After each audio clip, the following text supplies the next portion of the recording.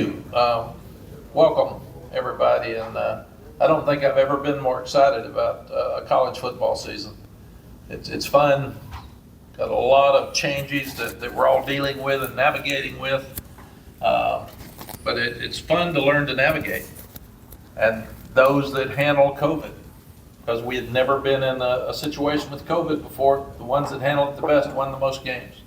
The ones that are handling NIL and transfer portal the best, instead of griping about it, they're going to win the most games. That's just what you do as the structure in college football change and moves forward. But NIL is a great thing in so many different ways because the players get paid. And our guys are using NIL for charities. They're using it to reach out and help their brand. They're using it to get to meet new boosters. One of our guys was talking about the storm damaged the roof on the house, and Mom was able to fix the roof because of NIL money. We've got a young guy with stage 4 cancer that he's been able to help some of those costs. His mother's a police officer, help her that we can't pay. So it's really helped him. Tez Walker, when he was dealing with his NCAA stuff, was able to get an attorney. We couldn't have done that 3 years ago. So there's so many things that our guys are doing. They're helping with table to feed kids that are poor and can't eat. I can't imagine a child not eating. We're all so blessed. We get to eat when we want to and what we want to. 35 of them were at Habitat for Humanities on a Saturday afternoon when it was 97 degrees. Connor and a bunch of the guys the other night were raising money to fight an awful disease. So NIL for us has been good. It's a great learning experience, and the guys have handled it really, really well, and I'm really proud of them. Just quickly to reflect on our last 5 years, really proud of the things that have been accomplished. We are the best in academics with the APR in the ACC this year. We've had the best 4 years in North Carolina history. So I'm proud of that. These guys are tied with Northwestern for the third best APR in the country. And that's they come to school to get a degree. That's going to help them even more than the NIL money that they're going to get when they get out. So I'm really, really proud that these guys have the best academic situation right now in the history of North Carolina football, the best in the ACC and the third best nationally. We are also second in the ACC with number of draft choices over the last 5 years. That means our coaches have done a good job of recruiting. It means we're developing young people. And a lot of those guys are getting opportunities at the second level, and I'm really proud of that.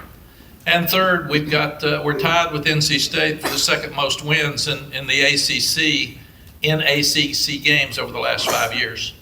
So I'm really, really proud of that. We've been to an Orange Bowl, which North Carolina's never done. We've won a Coastal Championship, which North Carolina had only done once in our history. So a lot of wonderful things that these guys have done. We've won some games that we shouldn't have won and really surprised some people. We've had national rankings that are really high. What we haven't done, though, is we've lost some games that we shouldn't have lost.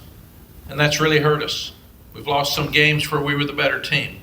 And that comes back to me. That's on coaching. That's on us, because we've had good enough players to do that.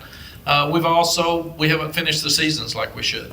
The old adage of fans and media remember November, that's why we don't have the respect nationally that we should have over the first 3 comments that I made, simply because we haven't finished right. And we've played some really good teams at the end, but we've lost to our rival 3 years in a row. One of our rivals, and you can't do that. That's the end of the year. We lost to Clemson in the title game. We lost to Oregon. These are all good teams, but to be where we want to go, we've got to win those games. So our whole focus since the end of last season is why are we not finishing right? Coach Bowden he had a quote that kind of said, if you keep making the same mistakes, you're going to have the same results. And that's true. So why not change? So we're going to play more people. We've got to play more people and create more depth. We've said it for 5 years. We haven't done it. We've got to do it. And Jeff Collins coming in is committed to doing that, and we'll do it on offense as well. When you've got starters that are not as tired at the end of the year, you can have them more involved with special teams, because we've got to get better on our special teams. We've got to get better on defense. and we've had some injuries and guys get tired at the end. Those are all things that we can do better. And they're simple answers for a very difficult problem, but they're things that we can do. Questions that I can answer for you. Coach, your first one will come just in front of you in the first row on the right. Coach Dan Tortora, wakeupcalldt.com. You look at this conference as a whole and how it's evolved over time. SMU in Dallas, Texas, and then 2 on the West Coast with Cal and with Stanford. How would you define what the ACC is becoming in the grand scheme of collegiate football? Gosh, Dan, I was here when Florida State came in. And I remember Florida State was so good. And John Swofford came to me and we weren't good. And he said, do you mind if Florida State comes into the league? And I said, yes. I said, my Lord, why would I want them in the league? And I said, wait 5 years and we'll do it. And he said, okay, I'll do that. We put them in the next year. So I saw that. Then I saw the changes with Syracuse and the Boston College and all of those Virginia Techs and those teams coming in. And then I was at Texas when we were down to hours that I thought Oklahoma, Oklahoma State, Texas, and Texas Tech were going to the Pac-12. And all of that was going to change because it changed your recruiting areas. It changed the travel for your teams. It changed the travel for the parents. It changed the expense for the parents. So when you start looking at what's happened to this league now, and really a third change, I guess, we had the change with a lot of different dynamics with teams coming in. Then we had Notre Dame's addition, and now we've had 3 new teams. It makes it exciting for our players to go to a Cal or a Stanford or a Dallas that maybe they haven't been to before. It makes it fun for fans, but at the same time, you have to think about what does it change in recruiting, what does it change for your academic schedule, and how much more difficult is it for the parents to get to see their sons play. Coach, follow the center aisle up and just to the left. Hey, Coach. David Glenn from the North Carolina Sports Network and the David Glenn Show. When we think of your national championship, we sometimes think first of Vince Young, your great quarterback. When we think of your recent Carolina teams, we sometimes think first of Sam Howell or Drake May. But 2 of the best teams I've ever seen at Carolina were your 96 and 97 teams, which were built differently without the dominant quarterback. Can you do that in 2024, given your 3-headed quarterback and the rest of your personnel? David, I think first you're going to hear from Max and Connor. I think they're both really good. And then we've got Jacoby Criswell coming back, and he competed with Drake May down to the last week. And I remember the year that Drake started, and I think it was Andrew told me the other day there's not much buzz about our team right now. I think that's the same thing we said when Drake and Jacoby were competing for the quarterback spot. Don't have a quarterback, don't really have a lot of buzz, not much going on. We started 9-1. So Connor has played enough now that he gets it, and he's got a chance to be really good. Max has thrown 900 balls in the SEC. So I do think what will happen is our defense is going to be better. Last year, we ran the ball more like we did when Michael Carter and Javonte Williams were here. So we're going to help the defense more with our offense. And these guys have to step up, and they can't be Drake and they can't be Sam, but we can be a better team.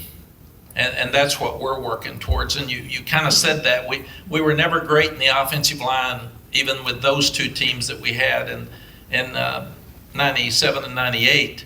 That was where we didn't get to where we could block a Florida State. The day they beat us when they were number 1, we were number 4. They beat us 20-3. Quarterback got hit 9 times because we couldn't block them. And I do think we will be better in the offensive line next year. And that's a compliment to our coaches, the recruits that they're bringing in, and Randy Clements being back for a second year. And Randy and Chip are really on the same page. And our coaches are all on the same page. So I expect us to play better complementary football. And that's what I'm excited about. I think we can have a good team. I don't want to talk about it. Everybody says you're not talking about your team. Well, if you talk about them, they're not any good, then you're stupid. And absolutely, there's not a coach up here that knows how good his team's going to be. We all say it. None of us know. Who gets hurt? You got to be in a tight game, usually on the road, to see if you win. If you do, then you pull together. If you get beat early, then some teams fall apart. So after 36 years of this stuff, you can ask me, but I have no clue. When I was in your seat and ESPN would say, pick the 4 finalists for next year's team, is right before the national championship game, I said, are you kidding me? I don't have a clue. And they said, it doesn't matter, pick them. Just pick them. And that's what some of you all have done here the last few weeks. So, yeah, that was humor. That was humor. All right, what else? Coach, to your right-hand side, third row. How you doing, Coach Mack? TJ Wilkerson from 90.9 The Light. Hey, TJ. How you doing? Great. Good. My question for you, I got 2. My first one is, since you decided to return to coaching 5 years ago, how are you feeling going into your 5th year? And also, you talk about coaching and player relationships. What does it mean to you to keep that bond going once they leave school and they go out into the real world, whether it's for football and so forth? Yeah, TJ, I'll answer the second one first. We have a sign in our building. It's not a 4-year decision, it's a 40. I'm old enough now. Some of these guys it's a 50 because I'm still with them. And I have calls every day about, can I get a job, Coach? And I love Father's Day when they'll text me, and I love Christmas when I can see pictures of their families. And that's what this is all about. The people ask now, why are you doing this? And I was meeting with Coach Bowden and Coach Paterno on a Nike trip, and Coach Bowden was 84 and Coach Paterno was 85. And I said, what are you all doing? I was in my 50s. I said, why don't you go play something? And Coach Paterno said, I got no hobbies. I got 17 grandkids. I don't want to go spend all my time with these grandkids. And Sally actually said, do you know all their names? He said, sure I do. His wife Sue said, no, he knows Joe, but he may not know the rest of them. So I asked Coach Bowden, why are you doing this at 84? And he said, I have a purpose, and the purpose is to help these young people with their lives. He said, when I quit coaching, the next significant thing that will happen in my life will be my death. And I thought, that's pretty strong. And the way I feel is I love these guys. I don't like these guys. I love these guys. And they're so nice, and they're such good people, and they work so hard, and they're so mature that my life right now has a purpose that I get to see them every day, and I get to talk to them, and I get to help them grow. And if they're doing something that I messed up, it's worse for them now because of social media. We all mess some stuff up, nobody knew it. They mess it up, it's all out there, and it's public. So I feel such a purpose, more than any time in my life, that I can help them with their lives. And that's pretty powerful as you start looking at it. And that's why I got back into coaching, and I even feel more strongly about that now. Like I said in the opening part, I'm more excited about them next week. A lot of people are questioning us and what we're doing, and we've done more good things than we get credit for, and that's okay. I got that. But I want them to win all the games. I want nice young people that have the best academic record in our league and one of the best in the country that are doing everything right with NIL to win all the games. And that's my purpose. Coach, thank you for the time. You can switch spots with Connor. And we'll Hey, spend Connor time. was valedictorian of his high school, and he's much smarter than me, so that's why I went ahead of him. Well, come on, Connor. Connor, with that, we will ask you from the podium to start things off. You were valedictorian. You gave the speech at graduation, yes? There were a couple of valedictorians, and I did not give a speech. I remember a girl, Abby McGee, gave a speech, so no, I did not. All right, then we will open the questions up in the room. Who would like the first question of Connor? We'll bring it down in front, right-hand side. And Connor's a prominent student in our business school, may I add. Dan Tortora, wakeupcalldt.com. Connor, for you to be on a team where not only you're competing for the job at quarterback, but Max is here with you today, just that representation and that relationship that you both have to be competitive, but to also be family. Yes, sir. Yeah, I obviously get asked this question a lot, and I always say, me and Max are the only people in the world going through this situation with these coaches and with this team. And obviously brings you closer. You know, we're together all the time, working together, trying to figure out how to make the team better. And that brings you closer. So I think the end goal is, we want to win a championship, and that creates a bond. So. Other questions for Connor out in the room? Connor will go right-hand side, third row. Hey Connor, TJ Wilkerson, 90.9 The Light. You know, in these kind of QB competitions, we hear this guy versus this guy. But my question is, what are you learning from Max, and what do you think he can learn from you? Yeah, I mean, obviously, Max has played a lot of football. He has a lot of experiences, different receivers, a lot of good stories about different guys, coming behind LSU, behind Joe Burrow and other stuff. He's had a lot of experiences that I can learn from. He's learned from a lot of different guys, and whether that's, pocket presence or just me just unconsciously picking up good things that he does when he's not even saying anything is invaluable when you're going against a really good player. So. Connor, we're going to stay on the right-hand side about the fifth row back. Gentlemen, getting ready to stand. Thank you. Hi, Connor. Sheba Rojas with the North State Journal. Just want to ask you, this year on offense, you guys got a lot of talent still outside the quarterback position with running back and receivers. Just how has that helped you and the other quarterbacks in the quarterback room kind of get acclimated to the offense, learning the offense, and just gelling that offense together before the season starts? Yeah, we have I think really good players in every position. Tight end, receiver, and running back, and leaning on all those guys to help us succeed in the spring, the summer, becoming closer in every position. I think it's going to be important to use everybody, every position, and just trying to get the most out of everybody. So. Connor, from the podium in high school, you were a team captain. Are you a vocal leader or a lead by example leader? I think both. I think I've done a lot better job of becoming vocal this year. I think I've been trying to make that a focal point in my leadership, talking more because guys respond. When you're talking to them, when you're speaking to them.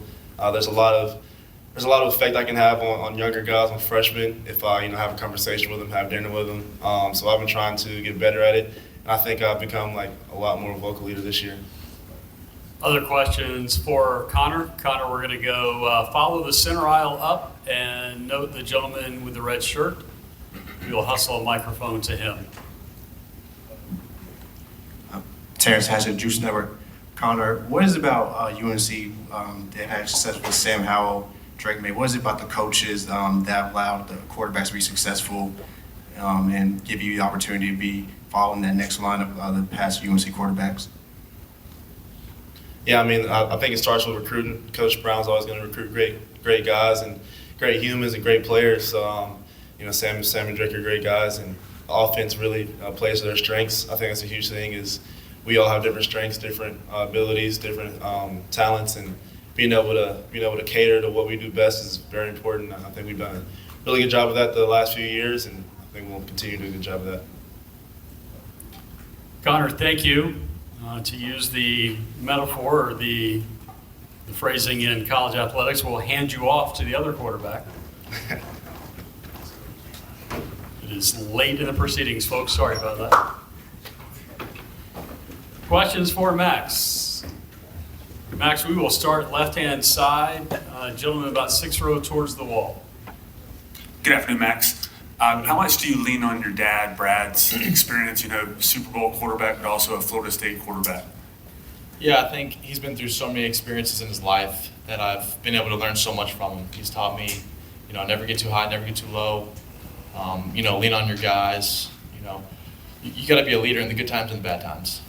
Everybody experiences those throughout their career in high school, college, NFL. So I've been able to learn so much from him, and I've gained so much wisdom from just from some of the things he's taught me. So, Max, we're going to get the microphone down to the right-hand side, right in front of you. Dan Tortora, wakeupcalldt.com. Max, you have had a journey when it comes to the transfer portal from LSU to Texas A&M, now to North Carolina.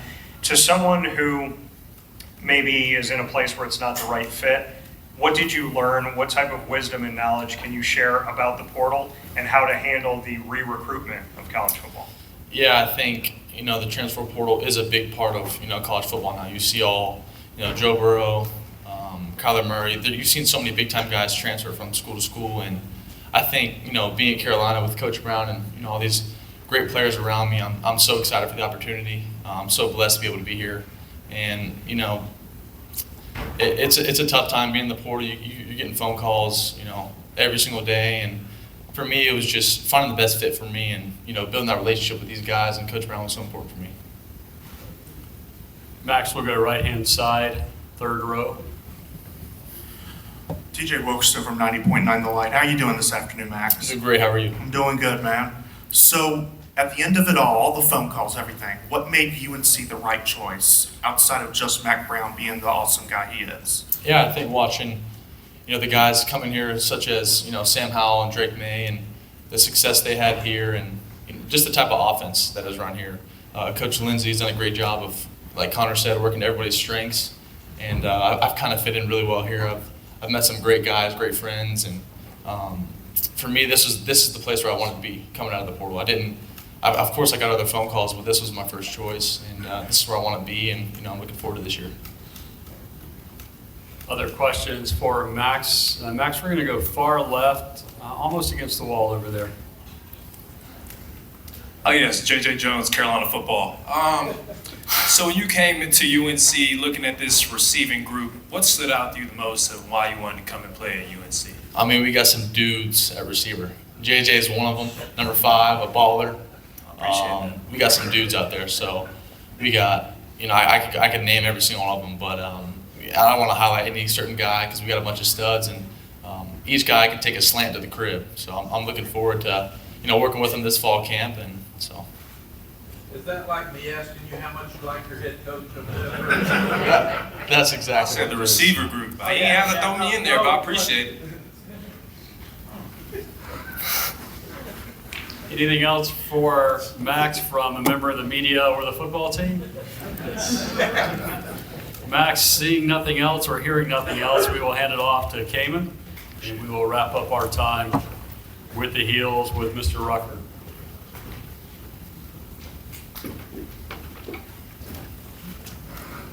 Questions for Kaimon?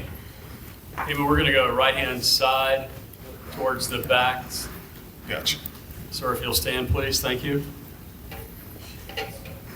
Hey, Kaimon. Good to see you. Sheba Rojas with the North State Journal. Sheba, what's good, baby? Hey, I'm doing all right. How about you? Good, man. Can't complain. Good. Just wanted to ask, you got a new defensive coordinator with Jeff Collins. Of course, he's coming in a little bit more aggressive in his approach. What have you seen so far this offseason that's kind of let you know and the other defensive players know that this year will be different, a different defense from Carolina that we've seen in the past? For starters, man, I feel like day one when he hit the room, he set a standard for us. I feel like in the past, we haven't really set a standard as a defense. Obviously with everybody's standard, whether it doesn't matter what conference you're in, what opponents that you're facing the next week, everybody's got their own little thing. But the thing is with us, we didn't never really establish a standard. We ain't never established a bar that we need to jump over, that we need to go over. And I feel like the bar that he set on day one is that we want to be the best defense in college football. And from that day forward, that has been the mantra of our defense the entire time. It doesn't matter if it's winter workouts, summer workouts, conditioning, or heading into fall camp. That's just something that we need to hang our hat on because that's something that we need to firmly believe in. If we want to be the defense that we need to be the best one in college football. We need to be the defense that everybody talks about, not because of how many rushing yards we gave up or how many passing yards we gave up or how we performed in the past 5 years. We need to be talked about because of what we can do, the talent that we have in our defense, the hard work and the determination that we have with the guys on our side. And if we can do that, then we can genuinely be the best defense in college football. Next question, right in front, first row. Dan Tortora, wakeupcalldt.com. Came in to have a head coach like Mack Brown, who's had so much experience and has seen the world of college football as a coach and also on the other side of it, looking at it and analyzing it. What does that mean to you to have his knowledge and his wisdom on a daily basis to train you and prepare you? I mean, first off, man, I'm getting coached by a Hall of Famer. First off, you know what I'm saying? Won a national championship.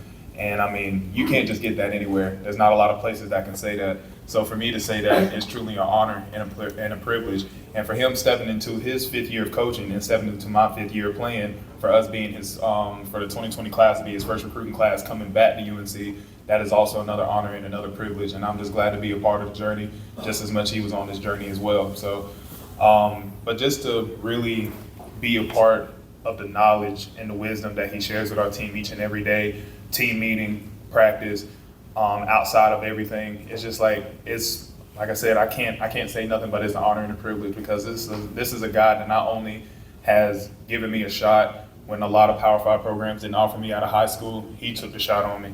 Nobody else did but him. And so he saw that he trusted me early on before I even had trust in myself, he trusted me. And so just to learn from him, have to grow up with him, really, just to learn from him each and every day, the X's and O's of football, but just also life in general. Like he said, it's not a 4-year decision, it's a 40-year decision. And for him to just set me up for life, allowing me just to be the person that I am, to be the person that I am on the field, off the field, getting involved with the community, utilizing NIL not for my own purposes. I'm helping out in the community and serving others. It's just, obviously for everybody else that benefits from that as well, teaching us life lessons each and every day. That's something that you don't get in every single football program. So for Coach Brown to still be here, still pushing it, still going hard as if he was back in his first year coaching, man, it's truly an honor and a privilege. And Coach Brown, personally, I appreciate you for trusting me and allowing me to stay this long and, just me being a part of this journey with you. So I love you and I appreciate you for that. Thank you. Love you too, brother. Tell them very quickly what you did with your NIL.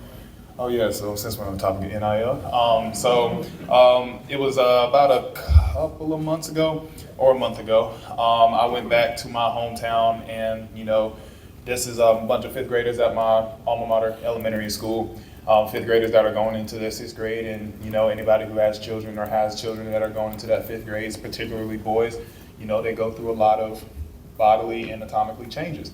And so with me, what I did, I utilized my NIL and I purchased book bags, different hygienics such as deodorant, kind of little bags of cologne, of course, and I kind of branched out with my Rucker Butcher merch as well. So if y'all feeling generous, go ahead, ruckerbutcher.com.